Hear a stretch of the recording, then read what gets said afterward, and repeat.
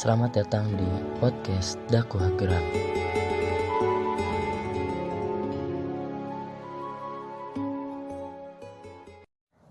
Assalamualaikum warahmatullahi wabarakatuh. Selamat pagi saudara-saudaraku yang dirahmati Allah Subhanahu wa taala. Semoga kita selalu dalam lindungan Allah Subhanahu wa taala. Oke. Pada podcast kali ini di episode awal saya ingin ngebahas tentang pentingnya menjaga lisan, terutama untuk kita nih anak remaja. Rasulullah SAW dalam sebuah hadis yang diriwayatkan Bukhari berkata bahwa keselamatan manusia tergantung pada kemampuannya menjaga lisan. Nah, penting untuk menjaga lisan sebab lisan diibaratkan pisau yang apabila salah menggunakannya akan melukai banyak orang. Oke. Di zaman modern ini, ketajaman lisan kadang juga mewujud dalam aktivitas di media sosial melalui status-status yang kita tulis, dan juga mewujud dalam aktivitas kehidupan nyata ketika kita sedang kumpul atau asik bercengkrama gitu. Kadang kita tidak terpikir gitu, kita mengucapkan sesuatu ucapan yang membuat teman kita atau saudara kita terluka. Nah, sudah semestinya kita sebagai umat Islam ketika ingin membuat status dalam media sosial ataupun ketika kita sedang berinteraksi secara langsung, seharusnya kita tidak menyinggung orang lain. Allah Subhanahu wa taala juga berfirman yang artinya tidak ada kebaikan dari banyak pembicaraan rahasia mereka kecuali pembicaraan rahasia dari orang yang menyuruh bersedekah.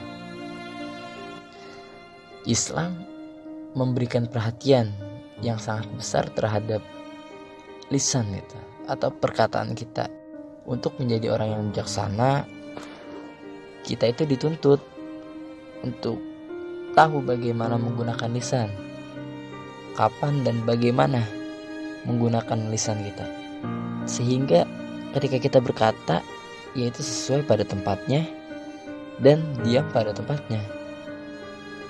Kita tidak boleh mengadu domba orang lain, tidak boleh merendahkan orang lain dengan ucapan kita, tidak boleh memperolok-olok orang lain, dan tidak mengatakan sesuatu yang buruk kepada orang lain, dan sebagainya. Sering yang kita dapati yang lagi viral, orang membuli seseorang, katakanlah body shaming atau yang lainnya. Itu dia sudah melukai orang lain karena dari perkataan kita gitu. Efeknya sangat besar terhadap orang yang kita katain tersebut. Kita nggak tahu kan orang tersebut dengan perkataan kita dia merasa sakit hati dengan kondisi dia, dan kita nggak tahu kondisi dia dengan sebenarnya. Ada satu kisah, seorang laki-laki berkata kepada Rasulullah SAW, "Berilah aku nasihat." Rasul berkata, "Jagalah lidahmu." Laki-laki itu berkata lagi, "Ya Rasul, nasihatilah aku." Rasul menjawab, "Jagalah lidahmu." Untuk ketiga kalinya, laki-laki itu berkata lagi, "Ya Rasulullah, nasihatilah aku." Rasulullah SAW berkata, "Tidaklah manusia dimasukkan ke dalam neraka dengan posisi hidung di bawahnya kecuali disebabkan lidahnya."